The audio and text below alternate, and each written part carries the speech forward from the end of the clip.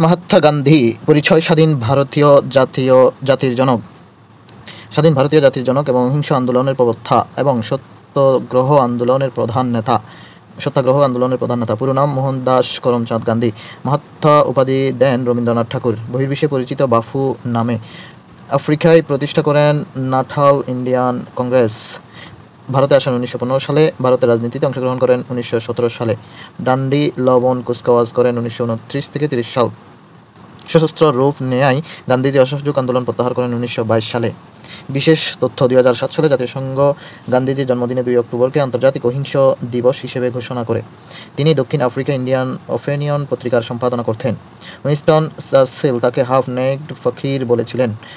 বাংলাদেশ ভ্রমণ: 1946 সালে নোয়াখালী ভ্রমণ করেন। নোয়াখালীর সোনাইমুড়িতে গান্ধী স্মৃতি জাদুঘর স্থাপিত হয়েছে। নিহত হন 30 জানুয়ারি 1948 সালে আততায়ী নাথুরাম গডসে কর্তৃক। স্বরাজ পার্টি 1922।